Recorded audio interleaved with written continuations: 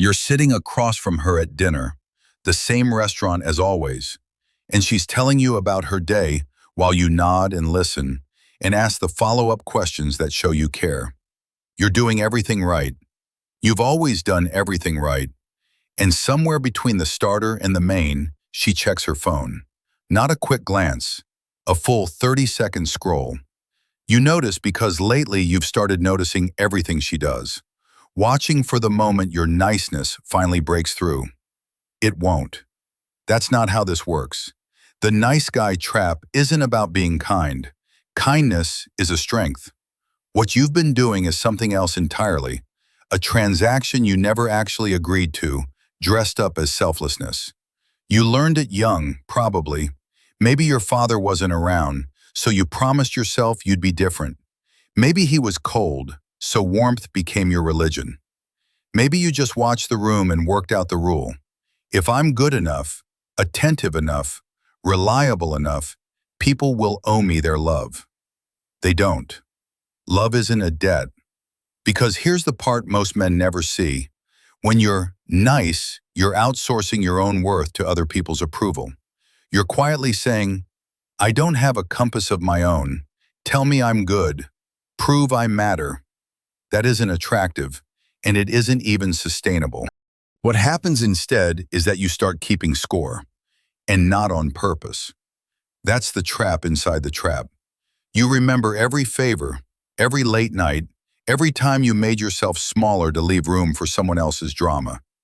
And the day they don't pay it back at the level you never told them you were charging, something in you curdles. You feel betrayed. You're angry. But you can't be angry. Nice guys don't get angry. So it comes out as resentment instead. And resentment is the poison that quietly kills everything you were trying to protect. There's a physical cost too, and it's the part nobody warns you about. When you swallow the real thing, real frustration, a real boundary, a real want, your nervous system doesn't file it as handled. It files it as low-grade threat. The tension sits in your shoulders. Your voice loses a little of its certainty, and people around you feel the gap, not consciously, but they register it. The distance between the calm face you're showing and the pressure underneath. They can tell somewhere that you're performing. And perform niceness pulls in exactly the wrong dynamics. It draws the people who need to be needed and the people who keep pushing to find the edge you never let them see. Because a man who won't show you where his no lives feels to them like a man who doesn't have one. Neither of those ends well. So the fix was never more niceness. It's an uncomfortable clarity about what you actually want, not what you think you're supposed to want, not what makes you look good, what you want. Say it to yourself right now, and not the safe version, the real one, the part of you that wants to be challenged, to be wanted, to be chosen rather than merely tolerated. That's the thing you've spent years burying. And if any of this is landing a little too accurately, tap the like button. It pushes the video to the next man who thinks he's just being a good guy. What changes on the outside is smaller than you'd expect. You start saying no, not aggressively, not to prove a point, just cleanly. No to the things that don't line up with what you value. No to the late-night message from the person who only ever surfaces when they need something. No to the conversation where you're doing all of the emotional work. You start watching what people actually do, not what they say, what they do, and you make your decisions on that instead of on who they might become if you just love them a little harder. The first time it feels selfish. It isn't. It's clarity. And then the thing the nice guy never expects. People respect you more, not because you've gone cold, because you have standards, because you're not desperate, because you've got a life that doesn't rotate around managing how everyone feels about you. Boundaries aren't walls. They're the thing that lets real closeness happen at all, because now both people are actually choosing to be there. Some relationships shift under that. Some people leave. That isn't a punishment, it's a sorting. The ones who only ever valued your niceness were never really with you in the first place. The ones who stay are the ones worth knowing, and they respect you now for the same reason you can finally respect yourself. But here's the drop nobody tells you about on the way out of the nice guy years. The pull to swing straight past the middle. You spent 30 years accommodating everyone, and now you're 45 and quietly furious about all of it. So you overcorrect. You go cold. You start testing people on purpose. You hold affection back as a move.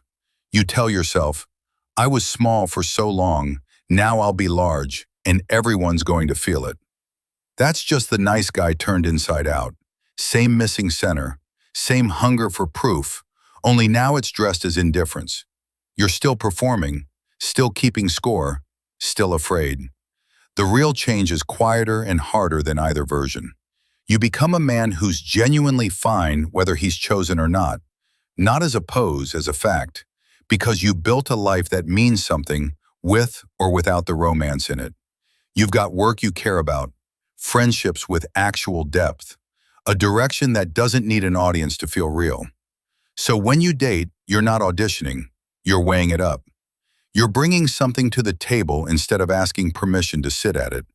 That is what presence actually is, not niceness, presence.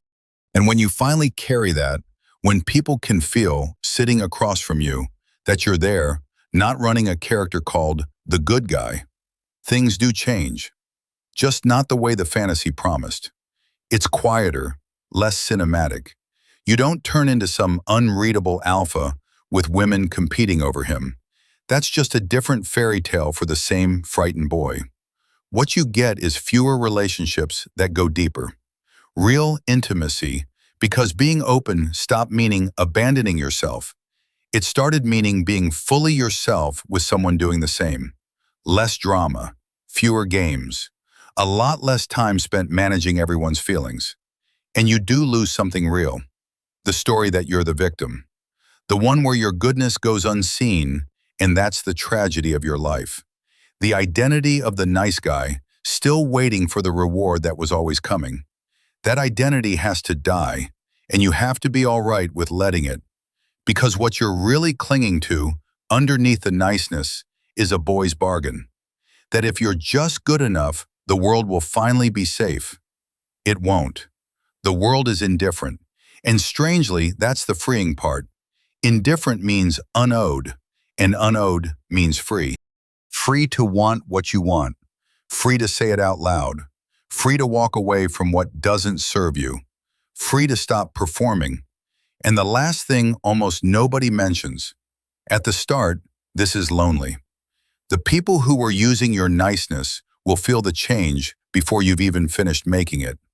They'll drift, or they'll push harder, and some of them will tell you you've changed, that you're not as nice anymore, as though that's a loss. What they mean is that you're no longer quite so available to be used. They're grieving the version of you that was easier. Don't rush in to comfort them. That's the old reflex. Stay the course. Your worth was never built on your niceness. It never will be. So if one line in this was a little too much like looking in a mirror, leave one honest comment below. Just name the pattern you recognized. Someone reading tonight is running the exact same one. The quiz in the description will tell you which of the 5 minds you're working with. I'll see you in the next one.